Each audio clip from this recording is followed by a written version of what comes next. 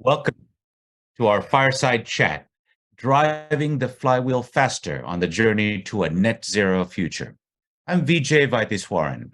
I'm the Energy and Global Climate Innovation Editor at The Economist, and it's my great pleasure to welcome Mahmoud Mohieldin, UN Climate Change High-Level Champion from Egypt. Welcome.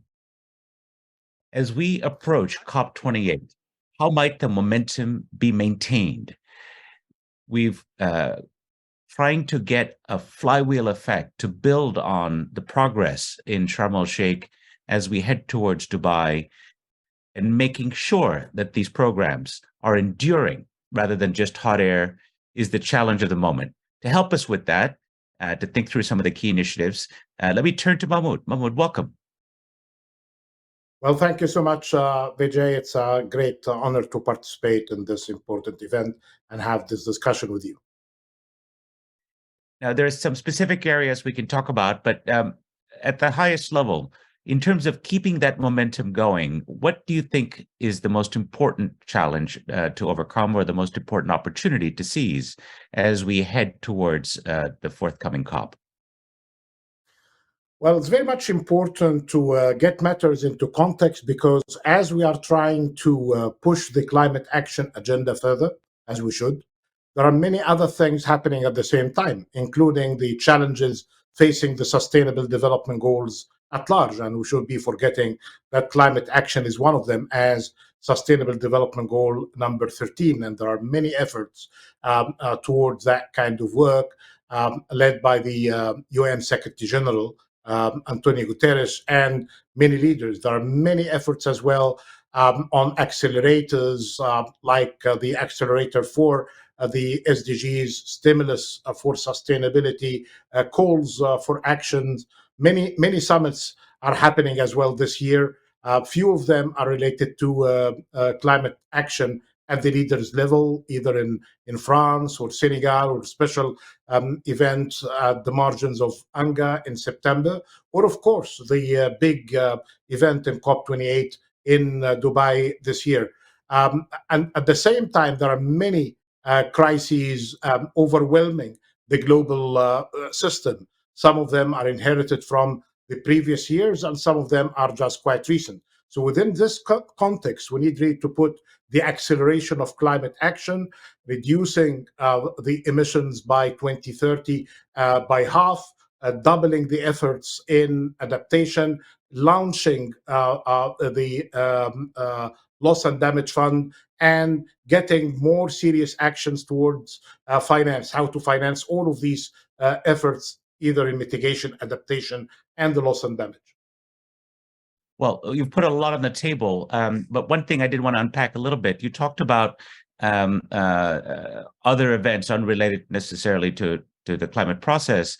There is a vigorous debate about the likely impact of the war in Ukraine on the climate agenda.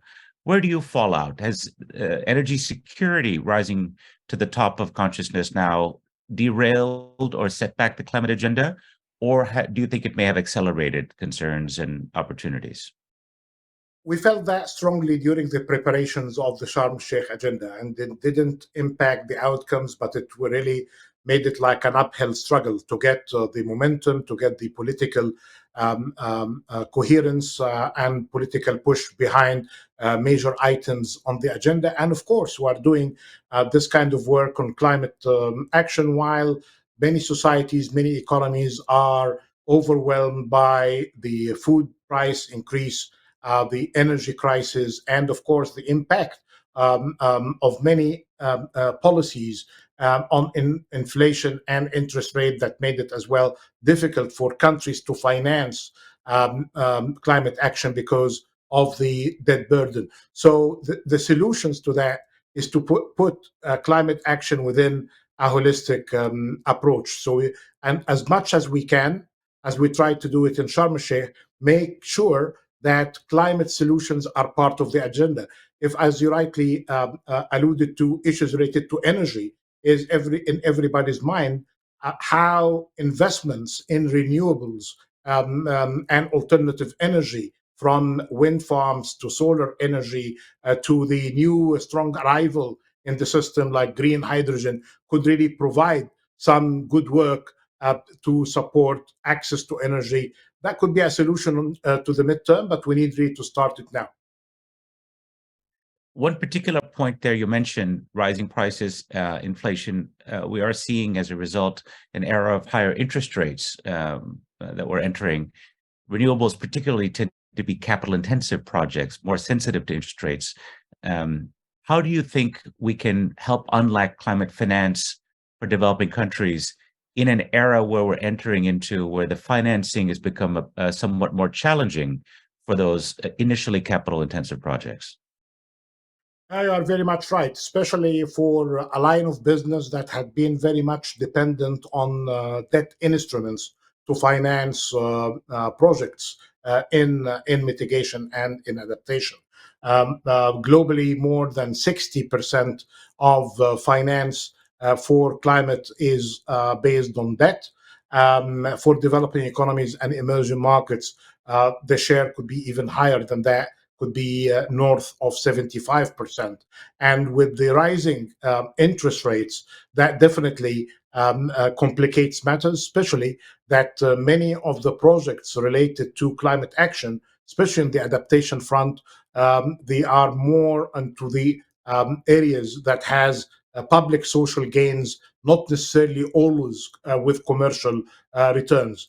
That should really get us back into the drawing board, as we did in preparations for a pipeline of projects. This was a kind of a big challenge that we tried to respond positively to when there was a promise in Glasgow through the GFANs to mobilize assets behind climate action. But one of the main questions then, we have the money, we don't really have the projects or the bankable or investable projects. So we worked hard during last year to prepare around 400 projects. This was joint work between the climate champions, some consultancy firms like BCG, and we worked closely with the regional economic commissions of the UN system. And we have these projects fully owned as ideas and concepts by line ministries in more than 100 countries. And we filtered them down to around 120 projects as examples of bankable and investable projects. Some of them would require some major grants and credit enhancements to make them feasible down the road. The good thing that in the mitigation front, the commercial returns could justify going forward with many of these projects. In the adaptation front, some sort of bundling through getting projects in water management, food system closer to the energy sector. But again, these would require more concessional finance, which should bring more the multilateral development banks like the World Bank, the regional development banks, stronger to support the efforts to get these projects in the field. So this is a bundling together of opportunities in a sense. I understand there was a series of regional finance forums where the idea was to facilitate investment flows to these projects.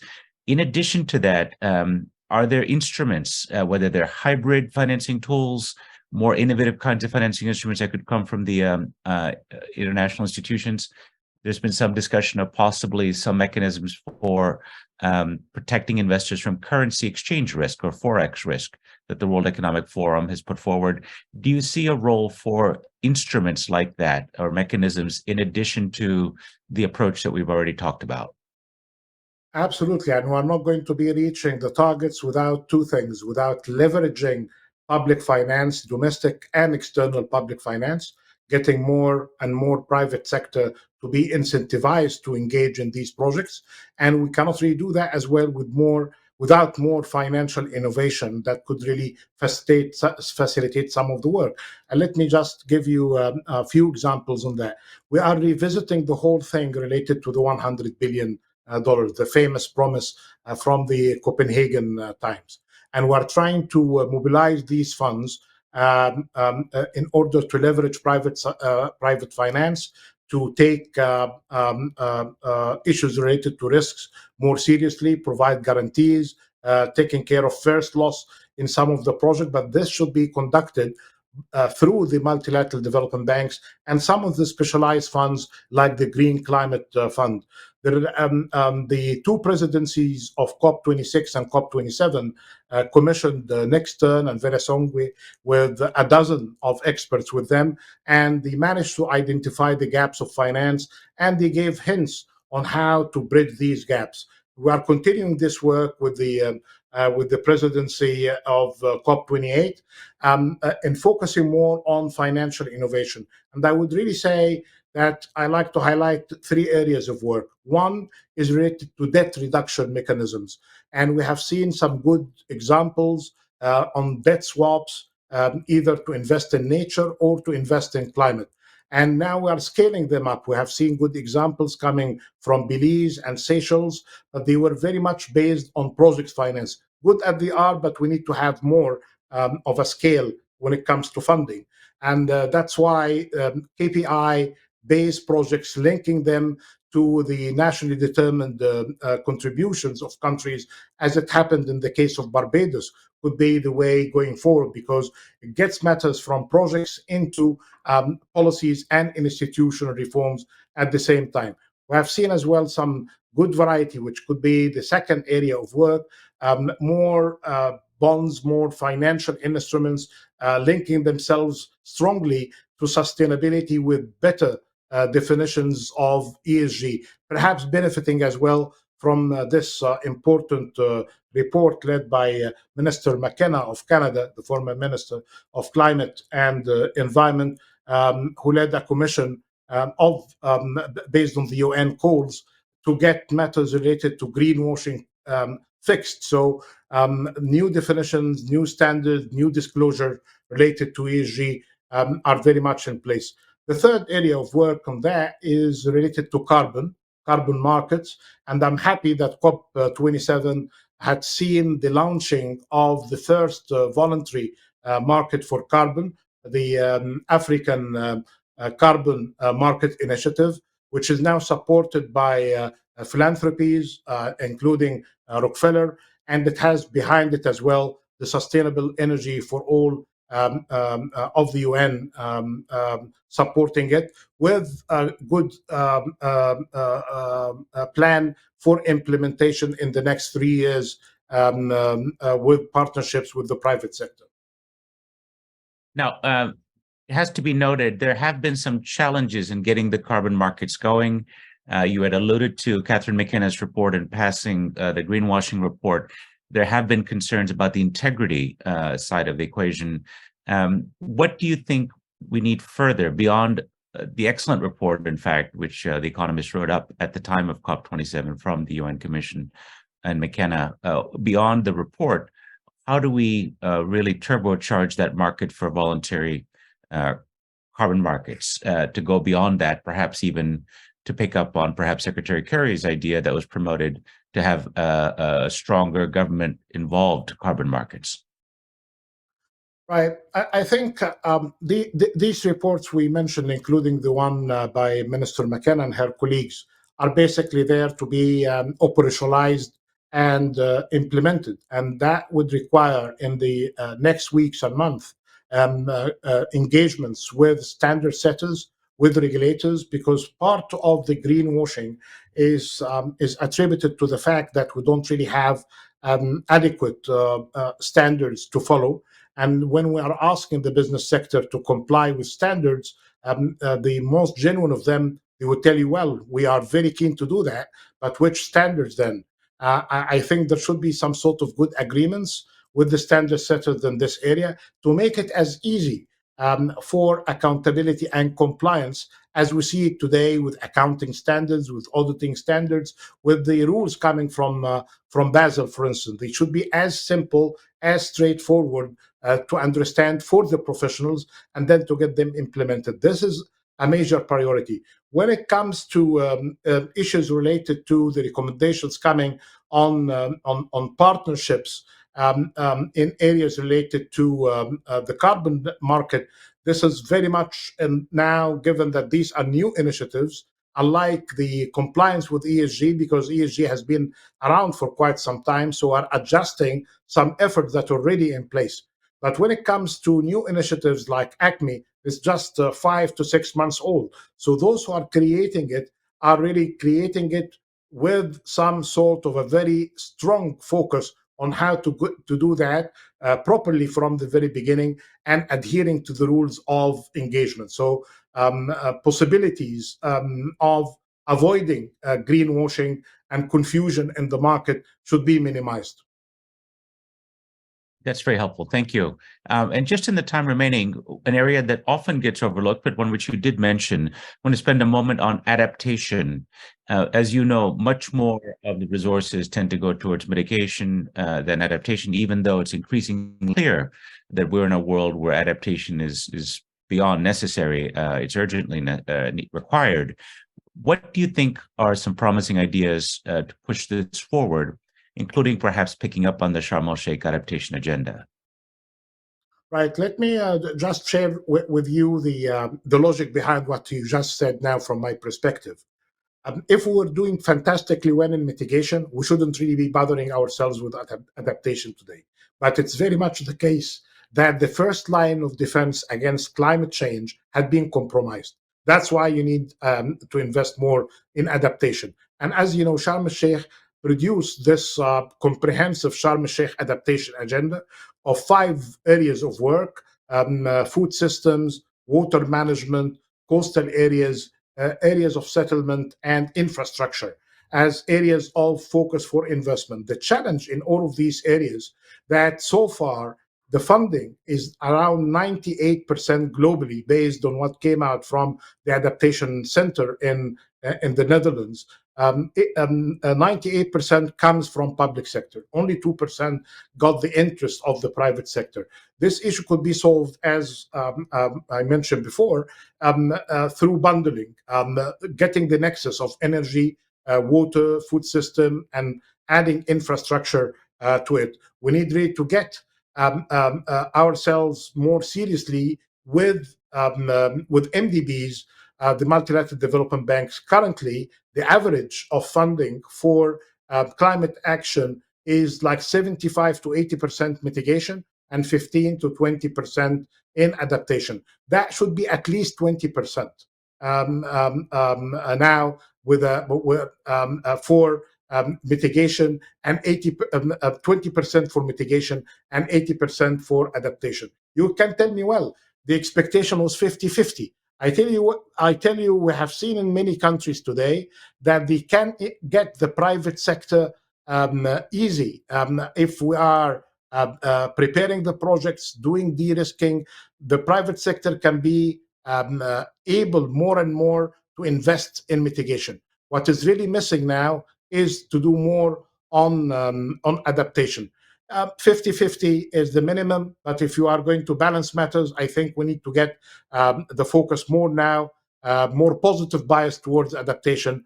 Otherwise, we'll be requiring more funding to the loss and damage, because this could be the loss and damage is the third line of defense. First line, mitigation. Second line of defense is adaptation. Third line is loss and damage. And that requires definitely complete shift in the paradigm of financing climate and I would say development at the same time. There is no dichotomy between taking finance for climate seriously and development seriously, because all of what we mentioned now are, yes, they are very important for climate, but they are part of the sustainable development goals. You mentioned loss and damage. It was obviously a very contentious issue at Sharm el-Sheikh in the end with an agreement. Very briefly, what do you see happening on that front in coming months? I know that by the end of March, there was an agreement to have the first meeting for the committee, the 24 member committee responsible for getting the rules of engagement, the governance, sources of finance, and allocation criteria. And from now, until we meet in Dubai in November, December this year. There should be a full plan with earmarked actions for the loss and damage fund. And we see a good opportunity as well for the private sector, especially insurance companies and many of the NGOs and foundations to support the work, at least in capacity development, sharing knowledge, technical assistance. But in terms of risk assessment and part of the core lines of business of insurance sector, we see an opportunity as well for the insurance sector to work closely with the state actors in terms of supporting the operations of this fund. What I hope to see is not to spend years and years trying to establish the fund, see the best capital to host it, and more years on areas related to governance. As important as they are, we need really to expedite the process, and perhaps the most plausible way of doing matters now is to establish a kind of a fund within one of the existing institutions until we see a full-fledged kind of operation established as a kind of a standalone operation. We don't need to make the perfect enemy of the good. To stick with our analogy, to get the flywheel moving. Very good. You've given us a lot to think about and a lot to look forward to, Mahmoud. Thank you very much. Thank you so much. All the best.